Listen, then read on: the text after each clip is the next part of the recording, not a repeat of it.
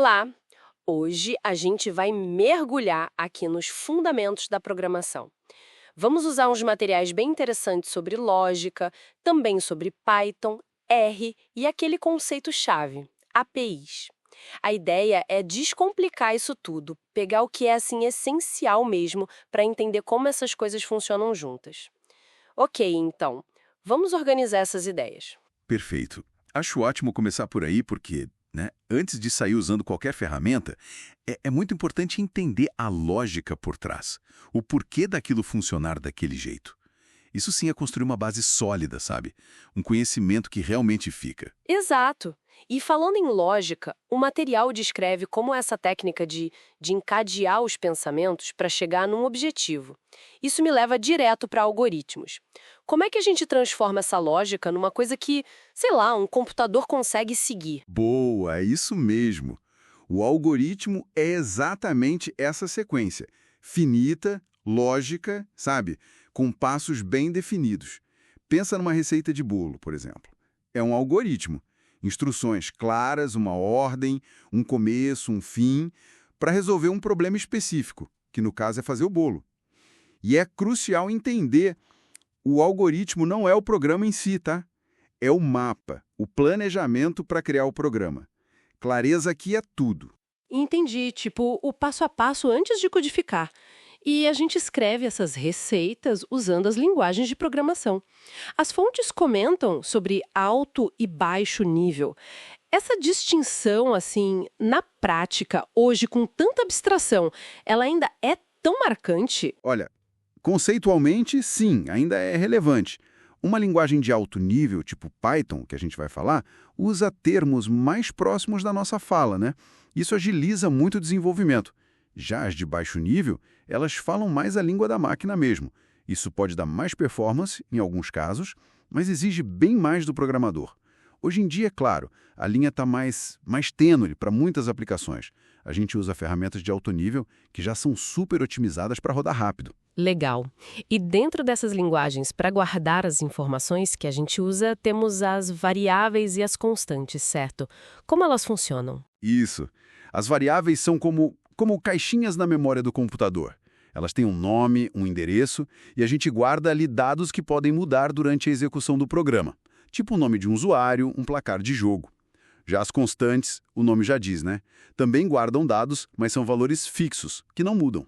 Aquele exemplo clássico é o π, 3.1415. Ele é sempre o mesmo. Saber quando usar uma ou outra é importante para organizar o código e evitar problemas. Entendido sobre guardar os dados. Mas hoje em dia, né, os programas não ficam sozinhos. Eles precisam conversar, trocar informações o tempo todo. É aí que entram as APIs, não é? Aqui a coisa fica bem interessante. Como é que elas funcionam como essas pontes? Exatamente. As APIs, interfaces de programação de aplicativos, funcionam assim como um intermediário, um mensageiro, um garçom digital, como você preferir. Imagina que um aplicativo, o cliente, precisa de uma informação ou quer que outro aplicativo, o servidor, faça alguma coisa. Ele faz um pedido, um request, através da API. A API pega esse pedido, leva até o servidor, busca a resposta, o response, e entrega de volta para o cliente. É ela que permite essa comunicação toda. Pensa no seu app de comida pedindo o cardápio do restaurante. É uma API que está fazendo essa ponte, permitindo que sistemas diferentes conversem de forma padronizada. Sem elas, a web moderna não existiria como a gente conhece. Faz todo sentido mesmo. É a cola que junta tudo. Agora, vamos para as ferramentas que os materiais destacam. Python.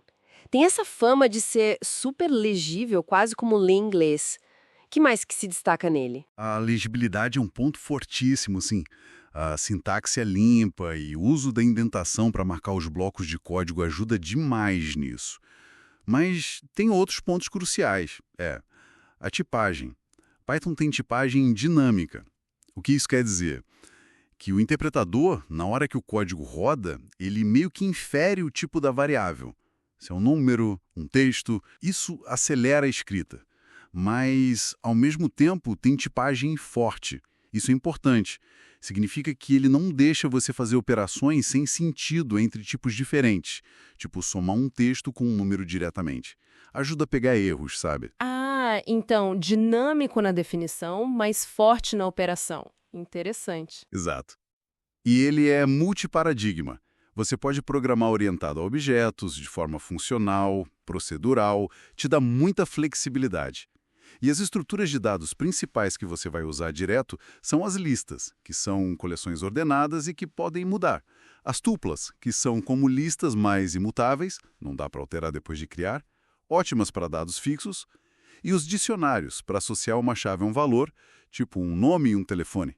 Bastante coisa. E o R, qual é a dele? Para que ele serve principalmente? O R, ele nasceu para estatística, análise de dados e gráficos. É um ambiente preferido de muitos estatísticos e cientistas de dados para investigações mais profundas. Data Science, Machine Learning. Um detalhe técnico que pega muita gente. Ele é case sensitive, ou seja, nome com N maiúsculo é diferente de nome com N minúsculo. Isso pode causar uns bugs se não prestar atenção. A grande força do R está no ecossistema de pacotes.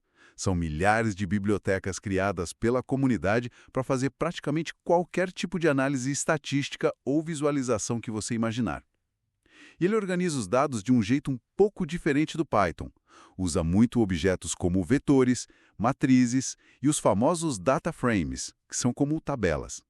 E tem o tipo especial, o fator, que é ótimo para representar variáveis categóricas, tipo pequeno, médio, grande, de um jeito otimizado para modelos. Entendi.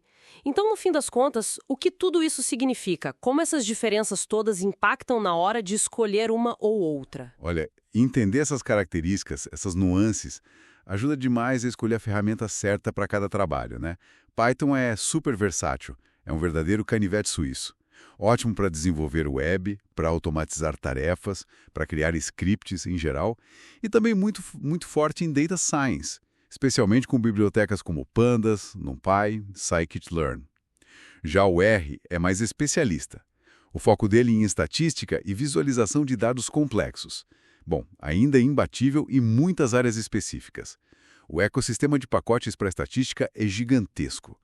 O fascinante aqui é justamente ver como essas duas ferramentas, com abordagens diferentes, a flexibilidade do Python versus o foco estatístico do R, conseguem resolver problemas parecidos, mas cada uma do seu jeito, com suas vantagens. Ótimo, acho que deu para ter uma visão incompleta. Então, só para recapitular, a gente viu a lógica e os algoritmos como essa base do pensamento computacional, né, o passo a passo. Falamos das APIs como esses conectores essenciais no mundo digital de hoje, permitindo que tudo converse. E aí exploramos o Python com essa versatilidade, a sintaxe amigável, a tipagem dinâmica e forte, e o R com seu poder estatístico, os pacotes especializados e aquele foco em análise de dados e gráficos. Exatamente, cobrimos os pontos-chave. E para fechar, fica uma reflexão, talvez uma provocação para quem está ouvindo a gente.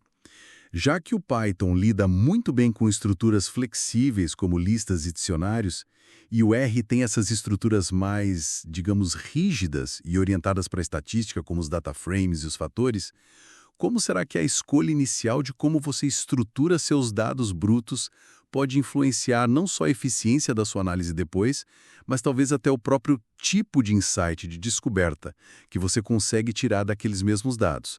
É algo interessante para se pensar, né? Como a ferramenta e a estrutura inicial já podem direcionar o resultado final. Fica aí a questão.